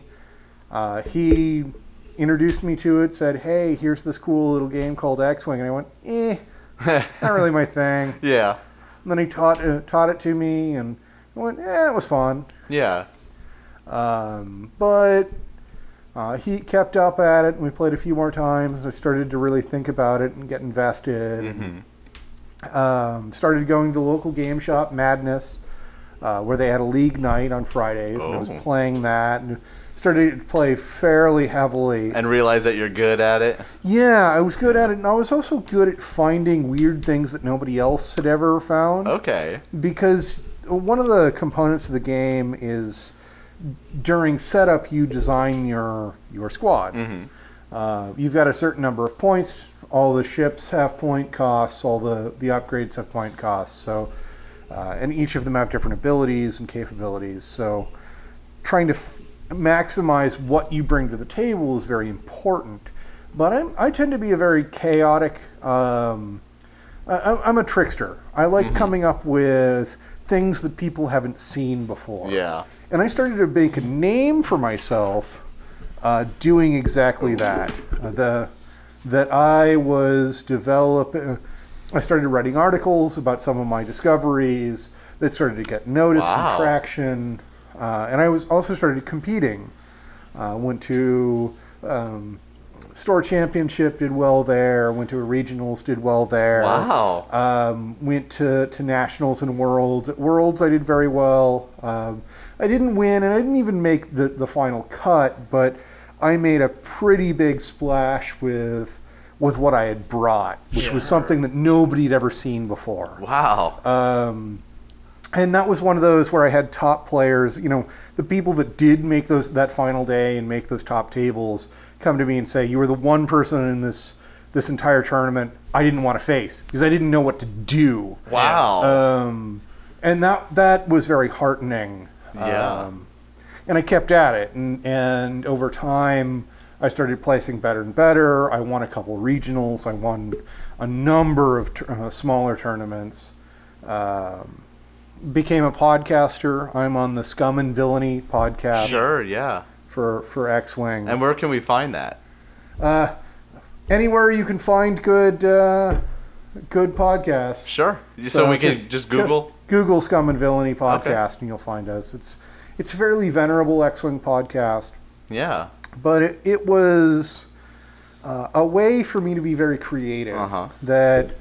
That I introduced things to that game that shaped the global meta, and not a lot of people can say that. Yeah. At one point, the accuracy is suspect at best, but it feels good when somebody says that you're the 17th best player in the world. Wow. Yeah. I'm not the 17th best thing at anything. Right. Like, that's pretty cool. You're the best meerkat. Yeah, you're the 17th best meerkat. Oh, thank you. Oh, I'm honored. I'm sorry, number 18 and 19. Right. No, I've faded a bit. I mean, Fiesta's eaten more and more of my life as con chair, so I haven't been able to compete as much. But I still play. I still really enjoy the game. I still occasionally appear on the podcast. It's been a very important part of my life. Yeah. So this is a good question because I think there's a good amount of people that play a lot of video games now. Sure. And you used a similar term, meta, as that. How old is this game? This game came out in 2012. Okay, so it's been around. It's been around a bit. Last year they introduced second edition. Okay. So it just got a whole new lease on life and has been picking up again. Because I was about to say that. Because normally with video games and how metas work and everything of anything from like MOBA games and first-person shooter games, it's okay. What gun works? What character works? What car works the best and stuff. So I was gonna ask if there are expansions that have gone through there. They've been and, like continuously updating the miniature games. They have been continuously putting out content. Usually 3 to 4 times a year, they'll release new ships, new upgrades, new stuff, and tend to be in waves. So 4 or 5 ships will come out at once with a bunch of upgrades, and that'll start to change the game in first the predicted ways, and then the unexpected ways. And that's where I specialized when it was in the unexpected ways. So the meta will start to settle, and we know what's doing. Well, what is Sable doing? Yeah. So you were coming up with ways to start out and set things up. So when they came out with these new ships and things like that, you were already busy, like. Oh yeah, doing your hands like this, looking at new. Back in my secret lair. Yeah. So did you just come up with something that was like, say, I don't know very much about the game. Sure. But say there's all right, we have like this type of this ship, and then you're like, okay, well, everybody's running all these. If I just use like these things, there's some of that. I made my name when I first started really playing in late 2013, early 2014. Taking a ship that everybody said was the worst ship in the game and just start wrecking face with it. It was the Lambda shuttle. It was completely derided because it's not very agile. And it's a game about maneuver, so why would I take this? And I went, yeah, but it's super cheap. It's got a whole bunch of hit points. It's got a heavy main gun. If I put these things on it, it suddenly acts in unexpected ways, and I can surprise you. Yeah. It's like fighting with the weakest character. Yeah. And finding that combo that nobody else did. Right, yeah. That's pretty cool. Yeah. It was a lot of fun. And, I mean, the game is fairly simple to learn. It's flying plastic spaceships around a 3x3 board. It flows pretty well. It's a really good game, and I recommend it. Yeah. Cool. Is there any other miniature games that you play like as much, or you wish you got into, or no other miniatures games? The X-Wing miniatures game is the only real miniatures game I've ever played. I've dabbled here and there, maybe played a game or two, something. Yeah. X-Wing is the only miniatures game. I'm mostly a tabletop role-playing. Oh, player. Okay. I didn't even know you did that. And other RPGs like that. That's my bread and butter. I've been playing those games for 25 years now, and love them today just as much as I did when I found them back when I was a teen. A tween. Well, do you remember the first one you were in love with? Yeah. I still remember. I discovered D&D because we had this board game that was loosely based on Dungeons and Dragons called Dungeon. Yeah. Without the dragon. Yeah. There was a dragon in there, but it was And it was also just one dungeon. It was just one not dungeon. multiple dungeons. They've reprinted it recently. It's not a very good game. Yeah. But we didn't know the rules because we couldn't find the rule book. Okay. So we made up our own little things trying to go through this dungeon, whatever. It's a dungeon crawl game. And occasionally we'd try to figure it out and couldn't. Well, I was looking for the rule book and found it in this old red box called Dungeons and Dragons that my brother had purchased and forgotten about years before. And that's, of course, my mother had found Dungeon and put it in the Dungeons and Dragons box. So we found the rule book there, and my buddy, my best friend at the time, I was super excited. Hey, we found the rule book, and he goes, "Where? Something called Dungeons and Dragons." Dungeons and Dragons? Can we play? Sure. And Why not? that's how I got introduced to Dungeons and Dragons. Cool. And just fell in love, and because we played the red box D&D. Wasn't even a D&D. It was the original red box Wow. D&D. Played that a little bit and loved it, and so begged Mom, "Hey, can we go out and get the new stuff?" And went out, bought the second edition Monster Manual, or Player's Handbook, DMG, and Monster Manual that were out at the time. And also bought a campaign setting called Planescape, which explains a lot about who I am if you know anything about this forgotten setting. This was, if you're playing D&D, there are all sorts of like demons and stuff that come from other places, like the elemental planes and the abyssal planes and all this other stuff that all the cool monsters come from. Yeah. That's where you're playing.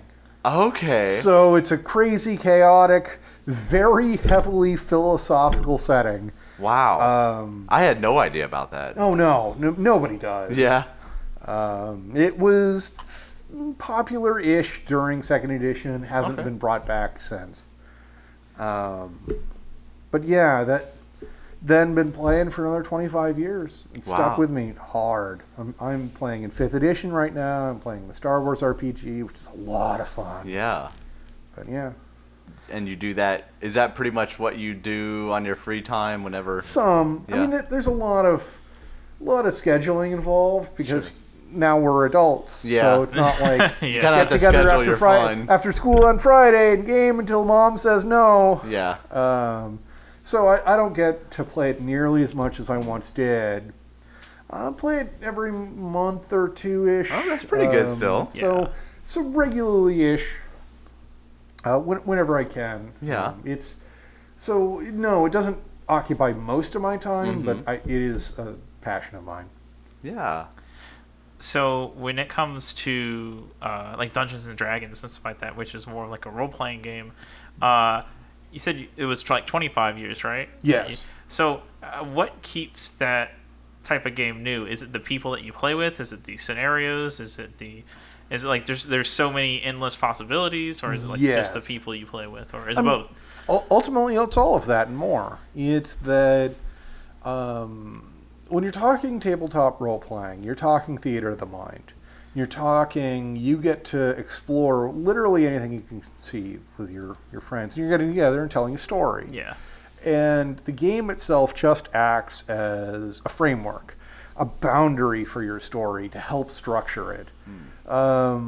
So you get to experience so much. You have different campaigns, so you get to put yourself or a facet of yourself into another world and play for a bit. You get to explore different characters, different parts of yourself. It's very much exploring your own soul to some extent. And yes, it can be fun and silly and light and fluffy, and so can you. Sounds introspective. Yeah. It's absolutely incredible. It's not for everybody. I never get snooty to somebody. I played it, didn't care. That's fine. It's not for you. That's cool. But it is totally for me. Yeah. So, do you have some that are like completely serious, like, and then do you do other ones that are just like the light and fluffy? Absolutely. I'm gonna steal their pants or something like that. I mean, one of my longest running characters was a chaotic good pixie thief. Ooh. Total trickster, never took anything serious. Was also the party leader because she stole the campaign artifact. Like the thing our group needed to do anything, she took. She actually swindled the paladin into giving it to her. I like her already. So then the entire group has to follow this just trickster goddess level pixie. What is her name? Thornflower. I like it. That's from my old high school days, many years ago. And then more recently, I've been playing a bird in the Star Wars campaign, kind of a space marshal lawman, gone to the stars to seek retribution for his murdered wife. Trying to bring law to the lawless, but in reverse. So tiny backwater, forgotten population. His wife is killed. He goes to the stars to bring justice to her murderer and the murder of some of his people. Wow. So he's a very, very Old West sort of, man with no name type character. Clint Eastwood. And he's a very deep character. Talks, with a light Southern style of accent. Easy going until he's not, until the chips are down and he suddenly becomes very hard. I like to play across the spectrum, light and fluffy and silly to serious, and explore those heavier concepts, those heavier characters. That's really cool. Yeah, it's fun. So clearly, you've got a new suit and everything like that, new character, and all that. You said you've been playing Dungeons and Dragons for 25 years. Is the reason why I'm pretty sure I know the answer to this, but is the reason why you got into furry stuff the same reason that you do Dungeons and Dragons stuff? Similar. I mean, I always loved anthro characters. I was one of those that was a furry before he knew what he was. Definitely. That I actually had I felt a very close relationship with griffins because of D&D. I encountered them in D&D and immediately fell in love and felt this connection with them. And when I became furry,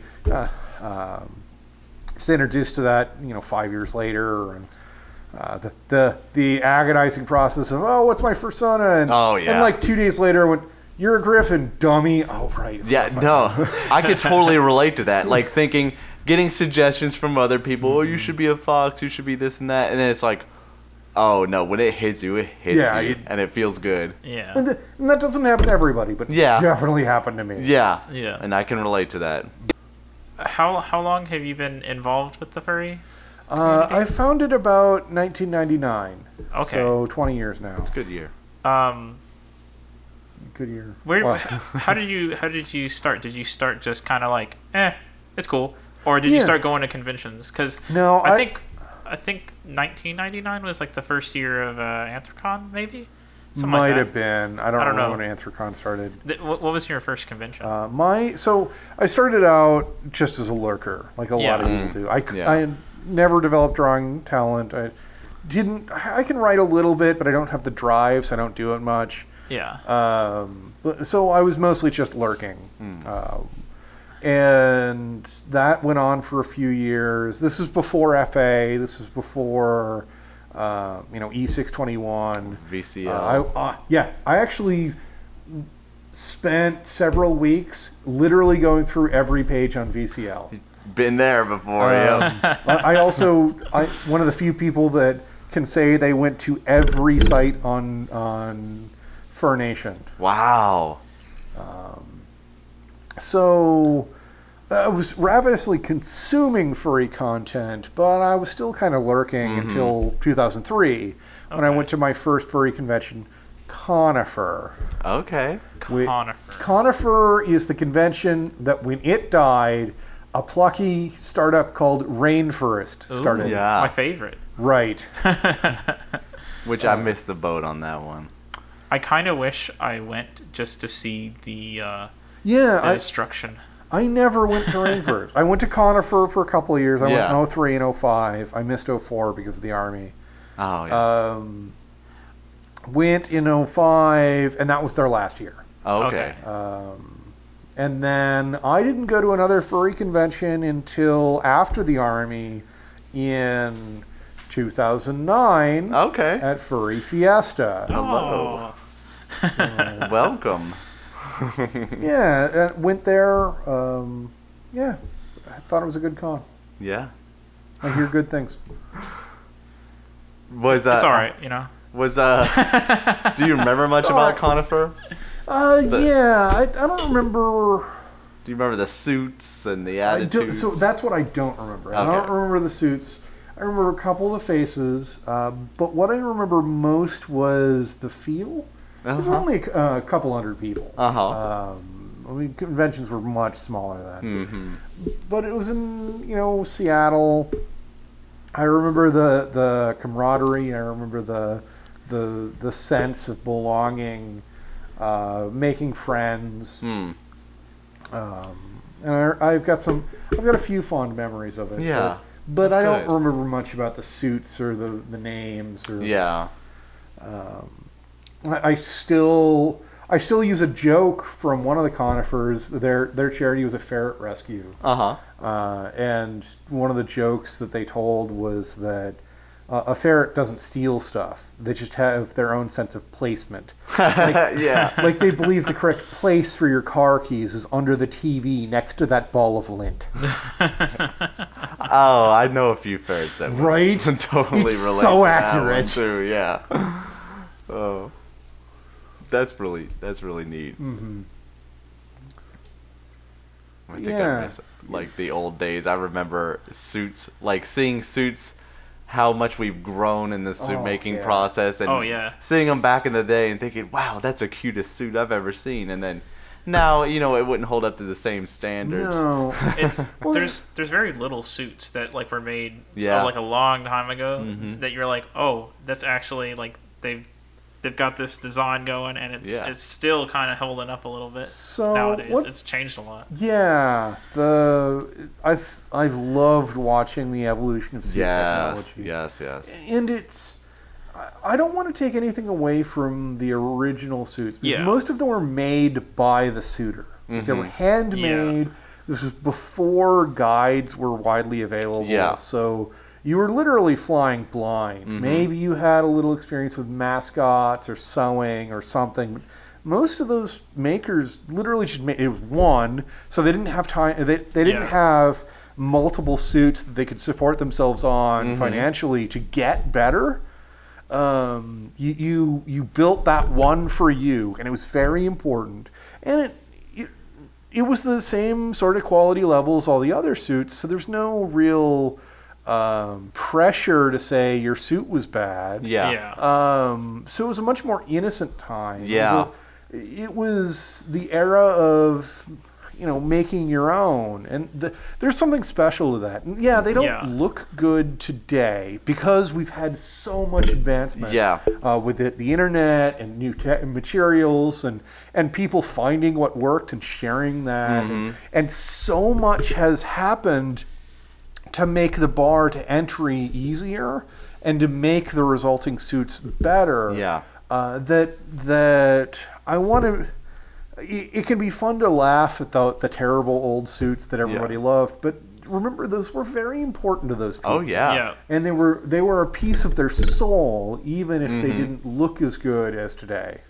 And they're part of history. I mean, absolutely. They were, you probably didn't have many suits of whatever character, whatever animal, and they were just, and a lot of classic furries were molding their character after an actual toon character. Yes. Yeah. And so there's a lot of the toons walking around. Well, and let me turn this conversation around and say, 20 years from now, Oh yeah. assuming Yeah, I was Furry's gonna still mention going that. strong, these suits are going to look terrible. Oh yeah. Probably. Yeah. And 100 years from now, I guarantee you Oof. that there's going to be a fursuit in a museum somewhere. Yeah. It could be your suit. Could it be my suit? That your suit may be in a museum.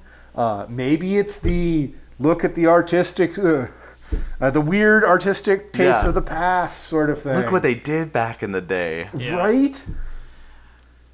So treasure your suit. Since we're on this type of topic, I've been seeing a lot of people the people I've been talking to that kind of build suits. Sure. A lot of them have been talking about like 3D printing and all this other stuff, which is 3D printing is becoming cheaper and cheaper and cheaper. So it's probably going to be something that people are going to be looking at. Yes. How long do you think it's until we start making like mass producing, not mass producing, I say quickly producing suits? It'll depend on the fabric printing technology. Yeah. Right now, that's not really a Very thing good. yet. Yeah. That you can produce solid materials, and it's not Yeah. just plastic anymore. You can do metal and a bunch of others. I'm not just talking about like 3D printing. I'm saying like just in general, because obviously we've got like the DH gates and stuff like that trying Yes. to mass produce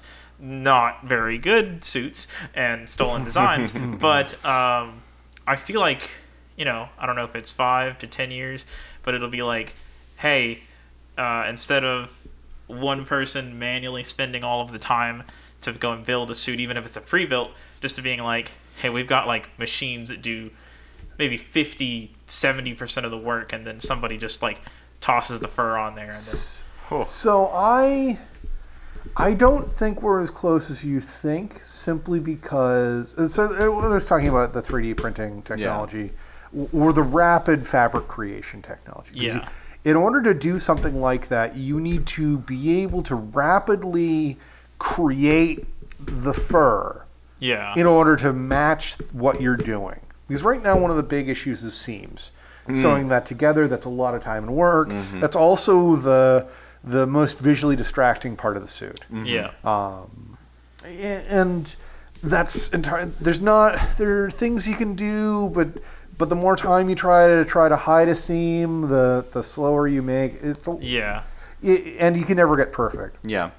So that's what we need to really reach what you're looking for, is to be able to rapidly create the material, the outer layer, the fur. That'll get you closer to that sort of, I want this suit. Okay, let's run the machine. 36 hours later, I've got a custom fursuit. Yeah. I suspect that's 15 to 20, not 5 to 10. Oh no, I was just saying numbers. Yeah, but yeah. The other thing that I would watch very closely bras and those creation, because that's where there's a sore need for a large number of the population, and it's criminally underserved. Like any sort of look into the bra industry and you go, how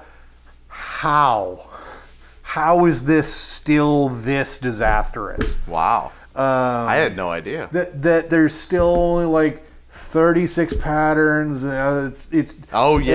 There's a whole bunch of women that literally cannot get a bra that fits them right. Yeah. And that's because of shape. That's I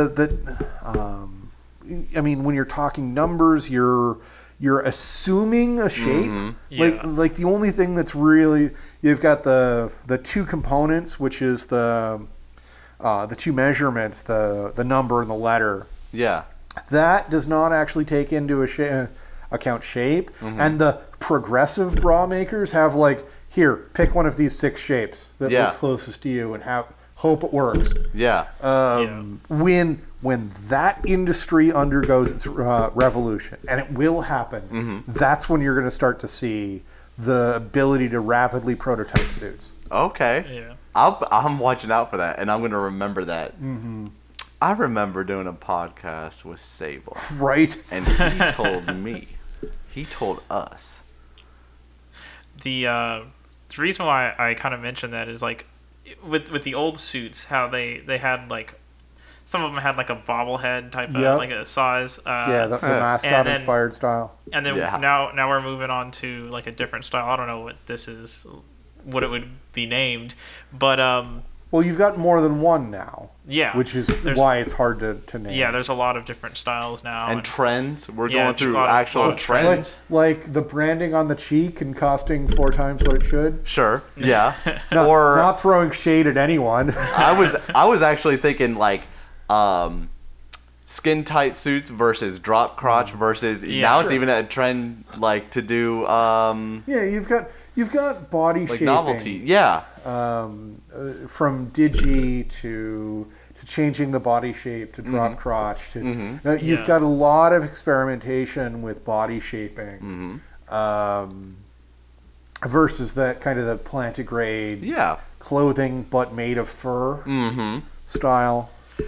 Because the one thing I was thinking about is we've got a lot of the more, how do I say it, the more experienced makers are getting a little bit more expensive. Yes. But then there's more people making suits in total. So I'm pretty sure it'll always be like this. But right now is the I guess the time to get the cheapest, best suit, I guess you can kind of say.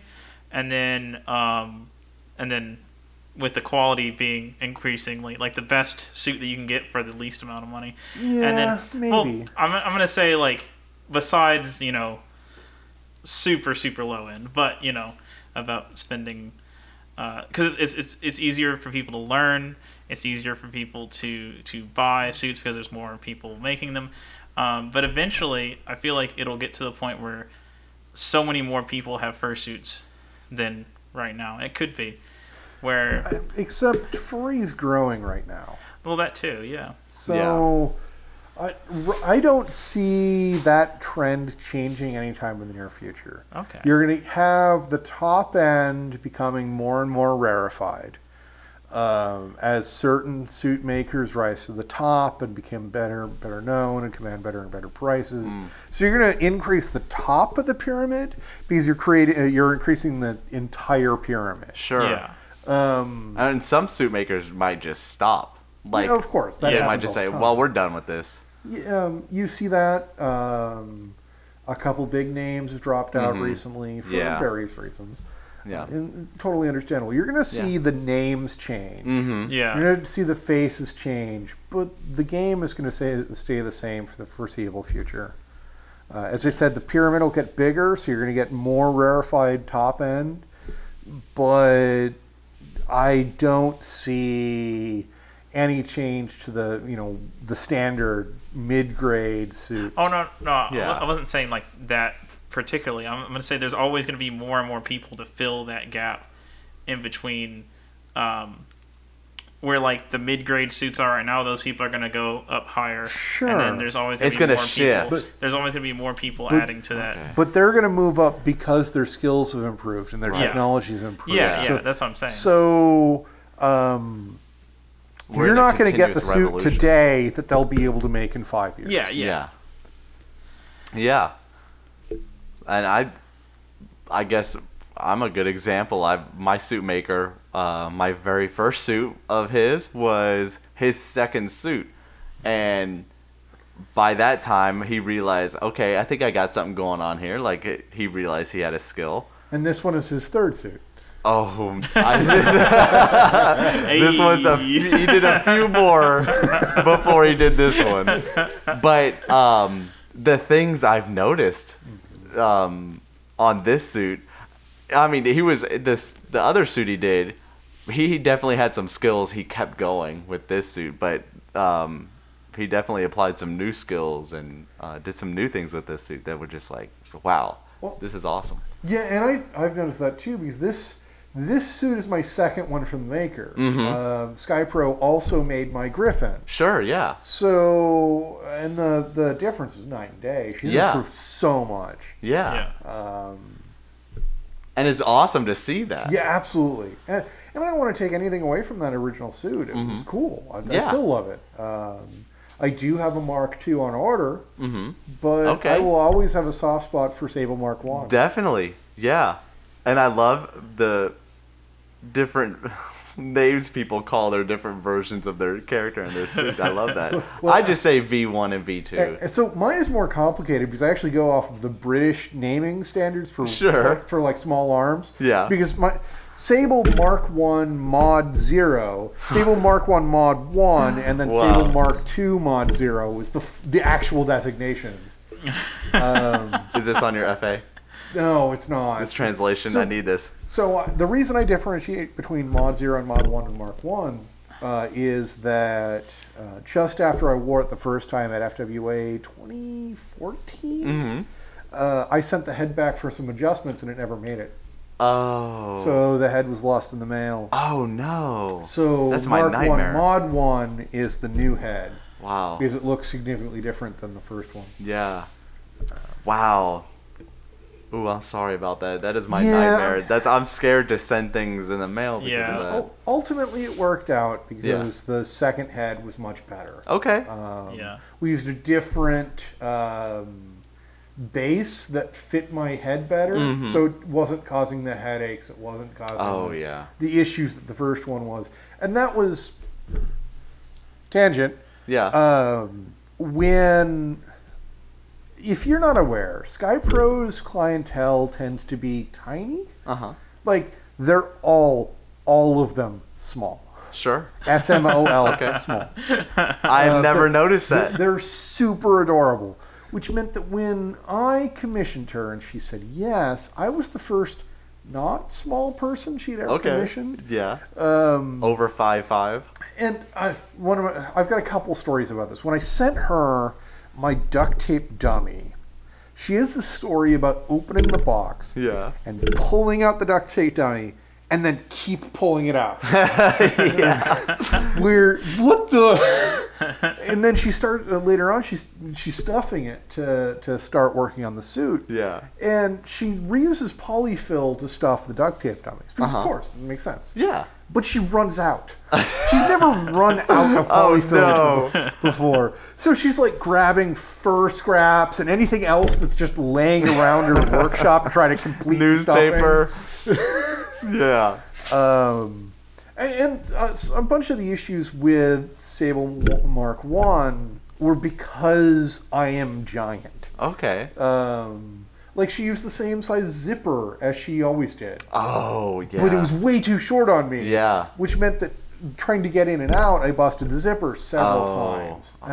And that's not her fault. That's literally just something she never thought about. Yeah. And I didn't think about it either. And so that zipper's been replaced like half a dozen times. Oh, yeah. And now super obvious, and it's clear that I'm wearing a suit. Yeah. And it's little things like that. It happens. Yeah, absolutely. And these things are extremely complicated works of art. Yes. So I want to be very clear that I take nothing away from a suit maker when I comment on little issues. Because, as I said, this is extremely complicated engineering using fluff. It's not like there are college courses in this yet. So when there are small issues, that's A, to be accepted, and B, a mark of their skill that the issues are small. Yeah. That you should always expect tiny issues, even with the best makers. Now, the better makers tend to have fewer of those, but there's still going to be differences between the duct tape dummy and you. There's still going to be little things that just don't mesh well, or a seam that doesn't come together right, or if there's an internal suspension, maybe that's just half an inch off, and therefore pulls the suit in an unexpected way. This is going to happen So the need for a slight alteration or a slight bit of fitting once the suit is made is never to be is never to be something to take away from the maker, because it's 99.5% amazing and awesome and complicated. I mean, we see this in business. When a plain prototype is completed, it's not perfect. Sure, yeah. And it's not like fursuit makers have millions of dollars to do multiple iterations of your suit just to get it right. Every suit is a prototype in one way or another. And sometimes most of the times, I'm sure, small friendly criticisms help them grow. They need to hear that. If they don't hear any criticism, then they may not grow as a maker. And I know I had some suggestions for Adel or Tokai, who made my suit, and he took them and ran, and he did an awesome job. He took it to a next level too, utilizing magnets and things like that to get things. How do they work? Behave. Yeah, exactly. But yeah, and you've got to be very careful about your suit makers. Mm-hmm. Because some of them have artist vision and a perfectionist drive. Yes. So any amount of criticism is going to be taken as, they hate it, why? My life is over. Yeah. And that's not to take anything away from them either. Because that reaction shows they truly, deeply care. That your happiness is their goal. Is so important to them. So just when you get a suit, expect there to be minor issues. Try to figure out how your suit maker is going to react to criticism, because maybe you don't want to share much, or you need to do it in a very gentle way. So you want to just try to make sure that you're happy and they're happy. Yeah. Because they've just done far more for you than they got paid. Yeah. Oh, man. In terms of hourly labor. Yeah, it's not a good calculation for fursuit makers. So, that can change for some of the high-end ones or some of the mass-producing ones. Like, speaking of the rapid prototyping, there are a couple in our fandom, like Lemon Brat, that just churn out That's like, suits. For example, they I think they have 14 people that work exactly. for them. Wow. Like that. They've got a crew that all have the same sort of style because they've got a pattern. And, they're extremely cool people. I can't speak highly enough of them. That's one of the things I was thinking about, because like Lemon Brat, for example, I'm not entirely sure of the pricing, but I'm pretty sure it's on a cheap-ish end. It is. As far as suits go, and the quality is pretty good, and I feel like with them having made so many suits, if you have any issues with it, they can probably have somebody, instead of having one person only making suits, maybe there's some sort of defect, you can send it back to them, one person can actually like fix it. There's more of I guess more of like a warranty, maybe. I don't know. But my Jackal was made by Lemon Brat. So I have one of their partial. That was a pre-made partial. Yeah. It was extremely reasonable. Yeah. It was less than $1,200, and that was one of the fancier ones. And that was head, hands, tail, and arm sleeves. Oh, cool. And that was one of their pricier ones at the time. No, this was years ago, so their prices have risen a little bit. But bang for your buck, it's hard to beat Lemon Brat. Yeah. They do an amazing job for the price. Yeah. And the other thing is I really see them more as a person to get into if you ever want to just try to get into fursuiting. Yes. Because I've seen people, and apparently this is a normal thing for Lemon Brat, where people will go into the dealer's den and they'll be with like their parents. They'll be like 16 or 17 or whatever age. And they can only go to the one con because they live close to it. Yes. And either they have a lot of money saved up or generous parents or whatever, but those are the suits that they go and get because that's like the only thing they can have access to. They're in their price range. They're built very well. They look cute as hell. Yes, they do. Lemon Brat is a great way to get into suiting. The vision's good. The airflow is decent. They have adjustable heads. So oh wow.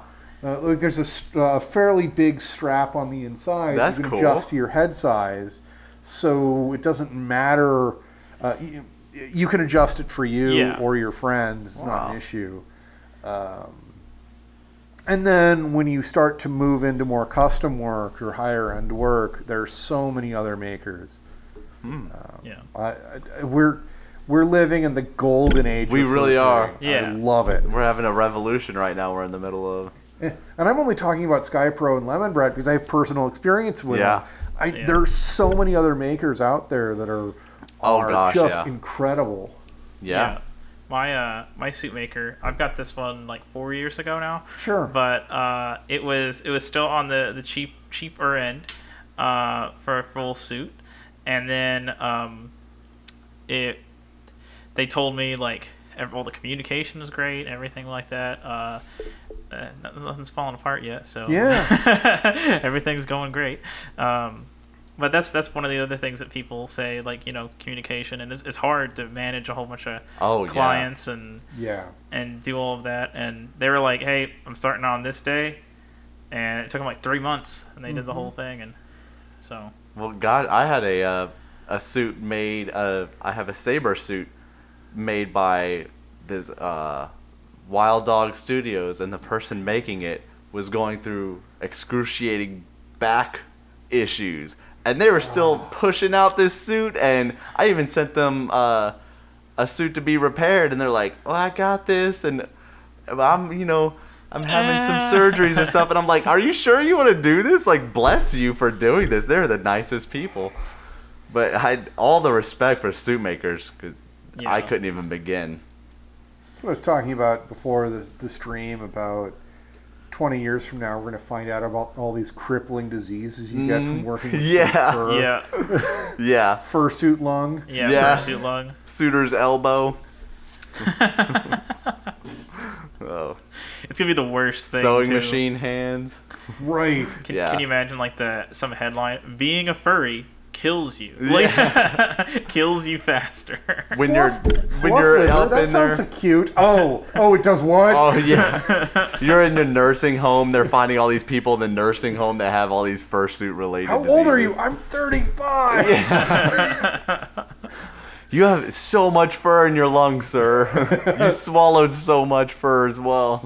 They have to start an emergency furpendectomy. Yeah. Oh my gosh. I was about to say that, like, they're gonna have to come up with some sort of new technique in order to get, like, we've never found people that have this much of one object stuck in their lung. Oh. But we fight the good fight, don't we, fellas? Yeah. Worth it. It totally is worth it. It's worth it dying at 35. I'm 36. I win. Yeah. Hey. All right. All right. Wow. Had a good little talk here. Yeah. I am full of words, it turns out. Yeah. Because of you, I'm gonna have to go out and buy some bigger SD cards in case this happens again. See, we're learning. Probably. And feel free to leave a comment and tell us how we're doing. Yeah. How we can learn. Yeah. You can make fun of me. Make sure you check these two out on Friendster. Yeah. Look, I have my MySpace top 8 taken already, but I'll put you up there anyway. Well, just go search these two on LiveJournal and see their goth phase. I'm not on LiveJournal. I was on Zanga. Okay. Yeah. I never had a MySpace. Sure. I never did. Yeah, in your goth phase where your suit is painted black like my soul. I had the coolest MySpace, okay? I had a Calvin and Hobbes skin. I was playing, like, Of Montreal on my little music player. I had it going on. Right. Has anybody ever spray painted a fursuit? Probably. Ooh. I haven't seen it. Yeah. Something I need to see. I feel bad for it already, but Stay tuned for next time. Thomas will have a spray painted fursuit. yeah, I'm wondering if it would melt the fur. maybe. Oh, Not sure. I don't want to find out. Check Y'all us stay out away next from me. time Yeah. when we spray paint a fursuit. Next time the camera turns on and Tally's just on fire, screaming as he runs past the camera. I'm in the background, huddled, just kind of crouched in a corner, crying. What do I do? I don't know what to do. He's on fire and he's my friend and I can't put him out. All right. Well, there's two things I wanted to mention before we wrap it up. For one, a fursuit D&D time would be neat. Yes, actually, I ran a panel this year at Fiesta that was awesome, which was artists draw D&D monsters they've never seen. Oh, that sounds awesome. Where we gave them the name of the monster and then a choice between 3 hints, all of which were pretty much unhelpful. And then they had to draw based on the name. Anyway, yes, there's a lot of crossover between D&D Furry and D&D. Furry. Yeah. The other thing was more just of our podcast stuff. The last couple of podcasts have been doing pretty good. Good. And I want to thank everybody for giving us all the positive feedback. Yeah, we and all appreciate it. that. It's been nice We seeing appreciate everything. our special guests. This one is the best one yet. Yeah, Yeah. it's the All of them are the best one. horniest one yet. Yes. It's all downhill from here. This is the most amount of horns that have ever been. Yes. Yeah. Twice the normal Yeah, horns. twice the horn power on this one. Horn Something's power. going This is now an After Dark podcast. on. All right. Yes. Dick. Gasp. Gasp. All right. Left nipple. So we'll go ahead and thank you, Sable, Yes, for coming thank you on for the coming. podcast. It was a great time. I enjoyed this. Good conversations. I love your new suit. It's great. Thank you. I loved it too. And all right. Do you have anything you want to say, Tiger, before we wrap it up? Right nipple. Okay. Thank you. All right. Thank you for watching. I